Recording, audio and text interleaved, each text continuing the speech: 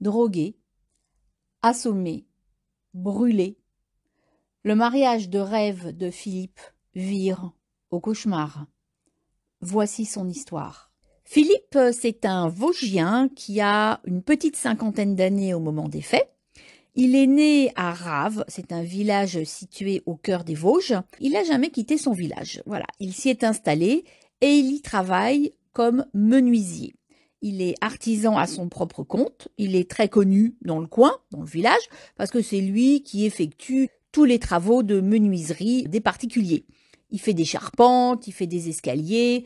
Tout ce qui concerne les travaux de bois, c'est Philippe qui s'en occupe. Philippe, il a une vie simple, une vie bien rangée, bien réglée. C'est un bon vivant également. Il a une bonne bande de potes. J'en reparlerai, c'est un peu difficile, bonne bande de potes. J'en reparlerai longuement plus loin. Et voilà, sa vie s'écoule paisiblement entre ses amis qui l'invitent régulièrement à des fêtes d'anniversaire, ils vont au restaurant. Voilà, il a une vie simple mais réglée comme du papier à musique. Si sa vie professionnelle, elle est bien remplie et que socialement, il est bien intégré grâce à ses nombreux amis, il n'en va pas de même avec sa vie sentimentale. En effet, Philippe est célibataire, il n'a jamais rencontré l'amour, voilà, il est seul, et la solitude lui pèse. C'est vraiment le calme plat. Donc le soir, après le boulot, quand il a fini, eh bien, comme beaucoup de personnes, il va sur des sites de rencontres. Et un soir de mars 2013, alors qu'il surfe sur Facebook, il va rencontrer une dénommée Sonia. Ils vont sympathiser, ils vont s'écrire très régulièrement, ils vont discuter. Philippe va trouver que Sonia, elle est super. Très vite, une complicité va s'installer entre eux. Philippe passe des heures derrière son écran à chatter avec Sonia. Et très rapidement, Philippe va tomber super amoureux de cette femme. Alors Sonia, elle a 45 ans, c'est une très jolie femme, elle lui envoie beaucoup de photos d'elle, elle est sage-femme, elle a 2 enfants, 2 filles, elle est divorcée et elle vit à Madagascar. Alors Sonia, elle sait y faire, hein. Elle lui envoie des photos plus ou moins coquines, elle lui envoie des poèmes d'amour, elle se dit super amoureuse de Philippe, que c'est l'homme de sa vie, que voilà, elle aimerait fonder une famille avec lui. Ah, Philippe, lui, il est aux anges, quoi. Il a des étoiles plein les yeux.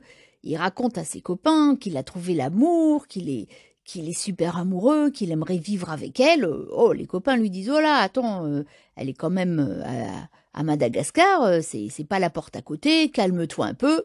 Mais Philippe, il écoute rien. Il a qu'une envie, c'est d'aller la rejoindre. Et c'est ce qu'il va faire. En juin de la même année, soit 2 mois après, il va prendre 15 jours de vacances et décide d'aller rejoindre sa dulcinée à Madagascar. Voilà, il n'est jamais sorti de rave de sa vie, mais là, il est prêt à faire 8000 km, 12 heures d'avion pour aller retrouver Sonia. Alors, ses amis, ils sont très contents, bien sûr, parce qu'ils voient bien que Philippe, il est heureux. C'est comme un adolescent qui est très amoureux, il n'écoute personne. Et Philippe débarque en juin 2013 à Antananarivo, la capitale de Madagascar. Et là, il est accueilli à l'aéroport, mais comme un roi. Sonia, elle l'attend avec des amis à elle, des membres de sa famille. Elle a des colliers en fleurs, elle lui met des fleurs autour du cou. Il y a des musiciens, elle l'embrasse. Enfin, Philippe, là, mais il n'en revient pas d'un accueil aussi chaleureux. Et Philippe, écoutez, il va passer les 15 meilleurs jours de sa vie. Elle lui fait visiter l'île, elle lui présente sa famille, ses 2 filles, elle lui présente des amis, elle l'emmène au restaurant. Sonia, c'est la joie de vivre, cette femme. Elle est belle, elle est gaie, elle rigole tout le temps, elle est très élégante, elle a toujours des beaux brushings, elle est bien maquillée. Oh, Philippe, mais il n'en peut plus, quoi. Il est dingue, il est raide dingue de cette femme. Mais toute bonne chose ayant une fin, il est obligé quand même de retourner à Rave. Et c'est la mort dans l'âme qui reprend l'avion pour le retour. Et là, ses amis, mais ils trouvent Philippe métamorphosé. Philippe est complètement amoureux. Philippe leur dit, les gars, j'ai passé 15 jours merveilleux et je dois vous dire une chose, voilà, je me suis mariée. Waouh! Là, c'est le coup de massue sur la tête. La bande d'amis, mais ils en reviennent pas. Quoi, tu t'es mariée? Mais tu la connais depuis 2 mois. Ah oui, mais c'est une femme extraordinaire, vous pouvez pas comprendre, on est très amoureux l'un de l'autre, voilà, j'ai qu'une idée, c'est d'aller la retrouver définitivement. Et Philippe explique qu'il a fait un mariage de rêve, il y avait 120 personnes, ils étaient tous en blanc, ils étaient beaux, magnifiques, c'était un mariage de roi, vraiment. Hein. Philippe, il raconte ce mariage, il montre des photos, les copains, ils en sont bouche bée. Donc, ils sont super contents pour Philippe, mais en même temps, ils sont quand même un petit peu... mettez-vous à la place des copains, quoi. Ils sont quand même un petit peu étonnés. Ils tiquent un petit peu. Ça s'est fait super vite. Philippe, il connaît pas très bien cette femme. Parce que Philippe, il a rencontré Sonia en mars. Et il s'est marié en juin. Mais que voulez-vous, c'est comme ça. Philippe, il écoute que son cœur. Voilà, il n'écoute pas sa raison.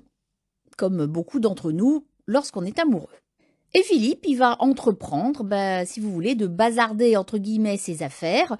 Il termine ses chantiers alors qu'il n'a pas du tout la tête à finir les chantiers. Lui, Philippe, il est à Madagascar. D'autant plus que Sonia lui annonce un événement. Elle lui dit qu'elle est enceinte. Alors là, mais Philippe, il exulte de bonheur, vous vous rendez compte? Il a 49-50 ans maintenant et il va être papa. C'est le reste de toute une vie, de fonder sa propre famille. Alors, il va vendre son affaire, il va vendre sa maison, il termine, comme je vous l'explique, tous ces chantiers qu'il avait commencé avant de partir en vacances. Grosso modo, ça met une petite année pour tout régler les affaires. Et en mars 2014, voilà, Philippe va rejoindre définitivement Sonia. Il va s'installer à Madagascar. Philippe ne part pas les mains vides à Madagascar. Il a une petite mallette d'environ 200 000 euros. Bah oui, quand il a vendu son affaire de menuiserie, plus sa maison, plus les économies, Philippe, c'était pas un grand dépensier. Donc toutes ces économies, ça lui fait quand même la somme rondelette de 200 000 euros. C'est déjà pas mal de 100 000 euros en France. Mais alors, à Madagascar, on est le roi du monde, hein, parce que le salaire moyen environ, il est de 40 euros. Donc, vous imaginez 200 000 euros ce que ça fait à Madagascar? Là, Sonia, elle a tiré le gros lot. Et Philippe, il est extrêmement généreux avec Sonia. Il lui offre une superbe voiture de sport, il lui offre des bijoux, il lui offre un manteau de fourrure. Bon, à Madagascar, on se demande un petit peu pourquoi, mais enfin, voilà, elle est comblée de cadeaux. Elle exulte de joie parce qu'elle est très heureuse, elle est amoureuse de Philippe, et il achète une maison. Et il faut savoir que à Madagascar, l'État malgache n'accepte pas qu'un étranger soit propriétaire, c'est-à-dire que le titre de propriété, il est au nom de madame. Voilà, les étrangers n'ont pas le droit d'acquérir de biens immobiliers, c'est toujours au nom d'un malgache. Donc Sonia est propriétaire de la maison que Philippe a achetée. Alors non seulement Sonia est une très jolie femme, gaie, enjouée, vraiment la femme parfaite, mais elle a également le sens des affaires. Donc elle va dire à Philippe, l'argent, tu dois l'investir, tu peux pas le garder comme ça à la banque. Alors elle va lui faire acheter un restaurant, elle va lui faire acheter une pizzeria, un karaoké. Bref, le Philippe qui avait une vie toute simple et bien rangée, il va se retrouver à la tête de 15 employés.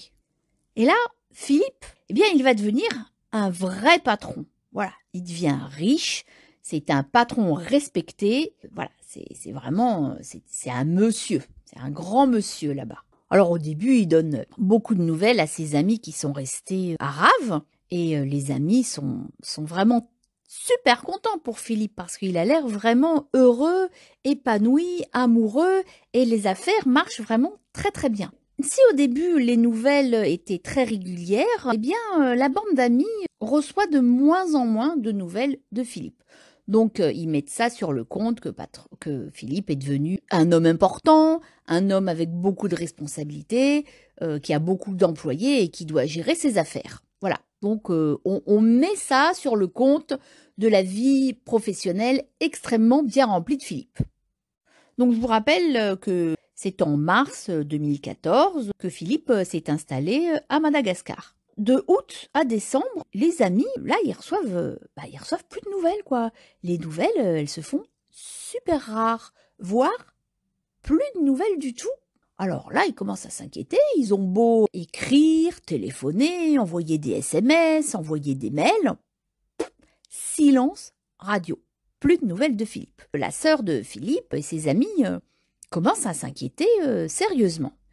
Donc, les amis qui, eux aussi, n'avaient jamais quitté Rave, eh bien, ils vont décider, en mars, d'aller voir Philippe, un petit peu d'aller voir ce qui se passe là-bas. Et puis, un soir de décembre 2014, Dominique, son meilleur ami, reçoit un mail de Philippe qui lui dit excuse-moi, j'ai pas eu beaucoup de temps devant moi dernièrement, mais je suis très très occupée avec mes affaires. Voilà, vraiment, excusez-moi, mais tout va bien, je suis super heureux. Et Dominique va dire à Philippe, écoute, nous on avait décidé de venir te voir en mars. Voilà, c'est prévu, on vient avec la bande, donc ça nous fera l'occasion de visiter le pays et de te voir. Et Philippe est super content. Il dit à Dominique, bien sûr, venez, je vous attends. Donc nous voilà arrivés au printemps 2015 et la bande de copains, débarque à Antananarivo, 2 ans après exactement que Philippe a rencontré Sonia. Les amis arrivent donc à l'aéroport et là ils sont super surpris parce que c'est Sonia qui les accueille. Philippe, il n'est pas venu les chercher. Sonia, elle s'excuse et elle leur dit « Écoutez, je suis désolée au nom de Philippe, mais il est parti acheter un bateau. Il est monté vers le nord de Madagascar. Voilà, on va aller le rejoindre. J'ai loué ce qu'il fallait. J'ai loué une petite camionnette avec un chauffeur. Et comme ça, je vous ferai visiter le pays. » Avant de partir, elle les invite bien sûr dans sa jolie maison. Ils sont émerveillés par cette très belle maison à 2 étages. Et puis, comme convenu, la petite bande s'en va rejoindre Philippe dans le nord de l'île. Donc Sonia, elle est très, très joyeuse, elle est très contente, c'est une excellente hôte. Elle les amène au restaurant, elle les amène dans des karaokés, elle leur fait goûter les plats nationaux, mais au bout de quelques jours, ils trouvent ça bizarre quand même cette histoire de bateau. Donc ils en parlent à Sonia. Et là, Sonia leur dit oui, effectivement, écoutez, en fait, il est pas parti acheter un bateau, il s'est passé quelque chose de terrible. Philippe a renversé une petite fille et la petite fille est décédée. Voilà. Et Philippe, il sait pas ce qui lui a pris, mais il s'est pas arrêté et il est poursuivi par la justice pour délit de fuite. Donc en fait, Philippe, il est parti se cacher dans le nord de l'île. Il évite la justice en attendant que ça se tasse. Alors la bande d'amis, elle est absolument atterrée d'entendre une telle histoire, déjà pour cette petite fille qui est décédée, et puis pour Philippe, mon Dieu, un accident de voiture, mais quelle horreur! Et il s'est pas arrêté, mais c'est pas possible, c'est pas le genre de Philippe. Philippe, c'est un homme droit, respectable, et qui a le sens des responsabilités. Ils n'arrivent pas à croire quand même que Philippe ne se soit pas arrêté, et préférait choisir le délit de fuite plutôt que faire face à ses responsabilités. Mais bon, il la croit. Et elle leur dit, écoutez, voilà, on va aller le rejoindre, vous allez le retrouver dans le nord. Et pendant que les jours s'écoulent, ils découvrent une Sonia, mais absolument joyeuse, gaie, qui rigole tout le temps, qui danse, qui chante. Elle n'a pas du tout l'air effondrée par l'histoire qui est arrivée à son mari. Il est quand même recherché par la police. Et à Madagascar, un délit de fuite, c'est passible de prison. C'est très très grave. Enfin, il a tué un enfant. Et puis, plus les jours s'écoulent, plus la bande d'amis trouve que Sonia est vraiment bizarre. Déjà, elle se contredit. Une fois, elle dit que c'est une petite fille. Et puis, 3 jours après, elle va dire que c'est un petit garçon. Donc, qu'est-ce que c'est que cette histoire, quoi? Ils commencent vraiment à avoir des doutes sur ce qu'elle leur dit. Alors, ce périple, c'est un peu paradoxal, parce que en même temps, la bande d'amis s'amuse, puisqu'on les voit sur des vidéos en train de faire du bateau, en train de danser, en train de rigoler, mais en même temps, ils sont super inquiets pour ce qui arrive à leur ami. Et puis un jour, alors qu'ils font une recherche sur une carte routière, ils s'aperçoivent que là où ils sont arrêtés, mais c'est pas du tout vers le nord. Ils sont en train de descendre. Ils vont vers le sud. Donc ça va pas du tout. Sonia, elle les emmène, ils savent pas où. Donc là, ils sont super inquiets et ils appellent le Quai d'Orsay en France. Donc ils expliquent la situation, ils disent qu'ils cherchent leur ami, qui soi-disant a eu un accident de voiture et qui sont partis le chercher vers le nord, mais qui se sont aperçus qu'ils descendaient vers le sud. Donc là, le Quai d'Orsay les met en relation directement avec l'ambassade de France qui les rappelle et leur dit de remonter immédiatement vers la capitale, qui sont en danger, que le sud c'est très dangereux, que c'est pas touristique et ils doivent absolument et impérativement trouver le moyen de rejoindre au plus vite la capitale. Sous un prétexte quelconque, ils disent à Sonia qu'ils veulent remonter à Antananarivo. Et là, ils vont à l'ambassade et ils apprennent qu'un corps a été brûlé. L'ambassade leur dit, il y a eu des rumeurs d'un homme qui a disparu et qui aurait été brûlé. Mais il n'y a pas de preuves, on n'a rien retrouvé, donc il n'y a pas eu d'enquête. Les amis, là, ils sentent que ça sent très très mauvais et ils savent, ils ont l'intuition que c'est Philippe. Voilà, Philippe est mort. C'est pour ça qu'ils avaient plus de nouvelles et Sonia les a menés en bateau, elle a dit n'importe quoi parce qu'elle sait que son mari est mort. Voilà. Très très rapidement, une enquête est ouverte et une perquisition a lieu à la maison de Sonia et de Philippe. La police va découvrir un faire-part de décès où il est écrit que Philippe serait décédé à Rave en janvier 2015. Donc c'est n'importe quoi. Après analyse de l'avis de décès, on se rend compte que c'est un faux. Et puis on découvre également des traces noires, des traces sombres sur un mur qui pourrait correspondre à quelque chose qui aurait brûlé très intensément. Il n'en faut pas plus à la police pour immédiatement arrêter Sonia et l'interroger. Bon, elle est cuisinée par la police. Comme beaucoup de meurtriers, elle va craquer parce que bon, sous la pression, elle va finir par avouer qu'elle a commandité le meurtre, que Philippe est mort. Et elle va expliquer qu'elle a engagé 3 personnes pour à peu près, je sais pas les chiffres exacts, mais pour à peu près 400 €, elle leur a demandé de se débarrasser de Philippe. Et parmi ces 3 personnes, il y a son fils. Elle l'avait caché, son fils, elle a un fils âgé d'une vingtaine d'années, elle l'avait jamais dit à Philippe. Voilà, elle l'avait fait passer pour un membre de sa famille. Il y en a un qui a drogué à son insu Philippe. Donc en fait, ils ont fait boire Philippe en lui versant de la drogue dans son verre, pour l'endormir, quoi, afin de le tuer plus facilement. Mais Philippe, il s'est défendu bec et ongle. Quand le deuxième, pensant que Philippe était complètement endormi à cause de la drogue, a essayé de l'étrangler avec une corde, Philippe, malheureusement, il s'est débattu parce que bon, c'était un gaillard costaud, c'est un Vosgien, donc il en faut, j'imagine qu'il faut une bonne dose de drogue pour l'abattre. Le malheureux a essayé de se défendre et du coup, il a reçu des coups de masse sur la tête. Voilà, avec un marteau. Bon, je sais pas exactement, mais le crâne a été fracassé. Et le troisième larron, à savoir le fils de Sonia, a brûlé le corps dans la cour même de la maison qu'il avait offert à Sonia.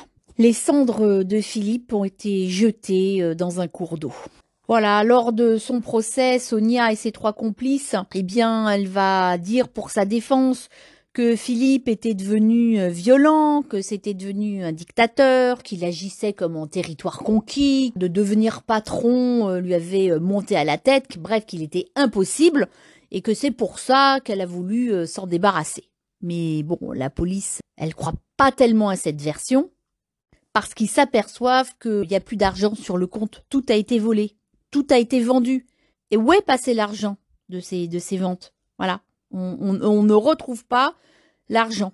Elle a tout dépensé ou elle a tout caché. Bref, l'argent reste introuvable. Le procès des meurtriers et de Sonia a lieu en décembre 2016. Et là, ils aperçoivent une Sonia magnifique, rayonnante, qui visiblement, ça lui passe au-dessus. On s'aperçoit qu'elle est extrêmement vénale et intéressée par l'argent. Et elle va accuser Philippe de violence, de maltraitance, qu'il la frappait. L'argent lui était monté à la tête et qu'il était devenu impossible. C'est pour ça qu'elle s'en est débarrassée. Le procès a été assez expéditif, il a duré 4 heures. Quant au verdict, 15 ans de réclusion criminelle pour Sonia, 15 ans pour son fils qui a brûlé le corps, et les complices ont été condamnés à des travaux d'intérêt général. Quant à l'argent, il n'a jamais été retrouvé. J'espère que cette histoire tragique, comme toutes celles que je vous raconte, vous aura intéressé. N'hésitez pas à laisser un commentaire si vous avez des suggestions à me faire. Abonnez-vous également et puis je vous dis à très bientôt pour une prochaine histoire.